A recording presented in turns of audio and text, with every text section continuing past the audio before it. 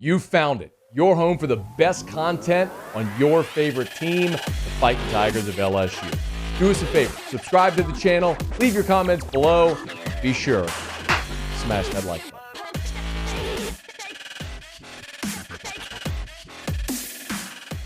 Wednesday was a great day for LSU. Talked about it a lot. Added 13 players. Covered a whole bunch of needs. In a given year, normally, if LSU were adding a 5-star quarterback, the number one quarterback in the country, 5-star offensive tackle, the number one offensive tackle in the country, you get a big defensive lineman out of Baton Rouge you've been courting for 2 years to stay home. You get Emory Jones in the boat. You get a flip from a wide receiver to flip from Miami, an in-state kid. Great day. We've been pumped. But context matters, and I understand it's only 13 prospects, and some guys you wanted, like Shaz Preston, got out of town, and you get it. You know, Jake Johnson signs with Texas A&M, and I understand why there's some apprehension, and there's still work to do. And then we hear the news about Elias Ricks going to Alabama. But I'm still going to focus on not what you lose, but what you gain, because you literally can't sign everybody. And other teams are going to sign good players as well. Are you signing good players that meet needs on your roster? And the answer emphatically for LSU on Wednesday was yes. And that's just the foundation as they build toward the February signing day and transfers. And speaking of that, LSU got some good news on Thursday, today, as Miles Brennan has announced that he is staying at LSU. He is exiting the transfer portal and will finish out his 5th season at LSU. Gave a full reaction to that earlier in the show, but it's the absolute best decision for best possible outcome for LSU.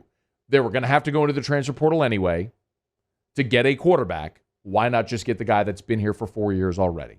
Miles Brennan tweeted it earlier today. There's no place like home. Let's ride Tiger Nation, and announcing that he will return to LSU for a 5th season and presumably be the starter. And then after that, you'll let Garrett Nussmeier and Walker Howard, whoever else may be part of this roster, battle it out in 2023 and beyond. But Miles Brennan is returning to LSU. And then even, maybe not better news, but more good news came when Miles Frazier, the big offensive lineman out of FIU, who took an official visit to LSU this past weekend, made his decision public. And he, of course, picked LSU. Miles Frazier was a 2-star coming out of New Jersey. Played in one game as a freshman at FIU in 2020. Became an All-American in 2021 and had offers from everybody and ultimately landed on LSU. So, this is a massive get at a huge area of need. He had 34 teams pursuing him. 34. When he entered the transfer portal, he was listed in the transfer portal as the second best offensive lineman in the transfer portal rankings. The second best offensive lineman in the transfer portal rankings.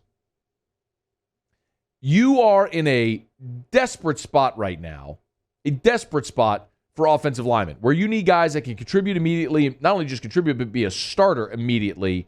And just like that, you've added Will Campbell, Emory Jones, Fitzgerald West, Bo Bordelon, who's a little bit of a project player, as we understand, but 2 guys who could be immediate impact guys, and Will Campbell, Emory Jones. And now you go into the portal and get Miles Frazier, who again is listed as the second best offensive lineman in the transfer portal this year, who's committed.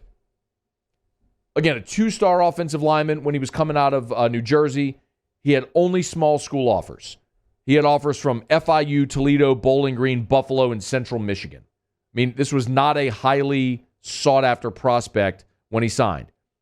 Played in one game as a freshman at FIU in 2020, and then in 2021, this season, he emerges as the starting left tackle, makes 11 starts in 12 games, allowed only 4 sacks, was one of the highest rated offensive linemen on Pro Football Focus this year, the highest rated in the transfer portal by Pro Football Focus, and now he's an LSU Tiger.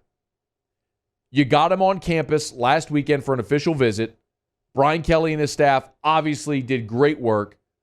It has to help having Brad Davis in place. Your offensive line coach who you know is going to be there, having him in place for that official visitor weekend this past weekend, getting the last bite at the apple before signing day clearly proved to be significant for LSU, and they address his position of need. So when you look at the offensive line and what it's going to look like for 2022, you know you're losing Austin Deculus, you're losing Ed Ingram, you're losing Liam Shanahan. You're losing 3 of your 4 starters for sure. Those guys are gone.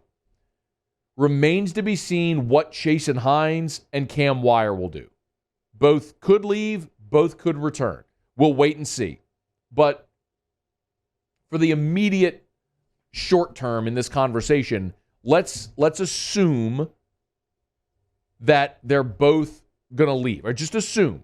All right? I don't know that definitively, but for the sake of this exercise, let's assume Cam Wire is not back, okay?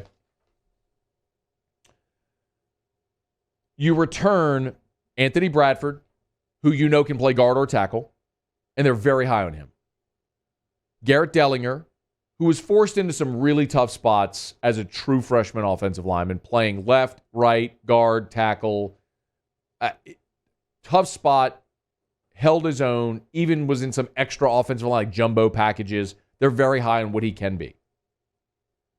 Marlon Martinez, Xavier Hill, Marcus Dumerville, Charles Turner, Cardell Thomas, all return next year, assuming there's no transfers among that group, which there could be, but that's 7.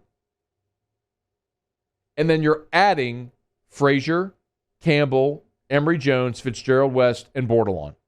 That's 5, which makes 12 offensive linemen. Your numbers there are good, and you have the possibility of Hines and Wire returning. I'm not sure if they will, but you have the possibility of them returning. They could leave. We'll see. They have a decision to make. All of a sudden, you can piece together an offensive line that looks pretty good. Maybe it's Charles Turner finally in a 4th year developing enough to be a starting center in the SEC. And if you start there, well, now you kind of like how you can build around that. Because you can put Will Campbell and Miles Frazier at either tackle spot. Maybe Frazier's your left and Campbell's your right. And then your guard spots, Bradford and Xavier Hill or Marlon Martinez. I mean, Hill played a lot this year and they liked what he did. You have guys now in your starting line that have played football, that have gotten experience, and you feel are going to get better together as they grow up into those roles. So it's hard to overstate how important it is getting Miles Frazier today, because you've got a ready-made starter on the offensive line, not a question mark, a guy that is ready to start right now. And that's just massive at the most massive position of need. And it also speaks to what this coaching staff is going to do to fill in the needs. Again, as disappointing as it is when you see guys leave the program, it's disappointing to see Max Johnson leave. And it's disappointing to see Elias Ricks leave because you feel like you have a lot invested in those guys and they were here, and if they stayed, you'd be even better. But the other side of the transfer equation is true as well. You're going to improve your roster immediately because of the transfer portal. Miles Frazier is a great example of that. Now, go get a running back. Go get a linebacker. Maybe go get a cornerback. See how that builds throughout this offseason. But you're going to hit the transfer portal between now and February. And then after as well, keep in mind, even after spring ball. When spring ball ends, you're going to have guys leave their programs. And you'll gain even more then. So a long way to go to continue building that roster. But 2 major additions today. Getting Miles Brennan back in the fold to solve your quarterback issue with a veteran. And adding Miles Frazier as well, who could very well be protecting Miles Brennan's blind side. Hey, thanks so much for watching. Please leave your comments. I love to interact. And be sure to hit the red subscribe button below.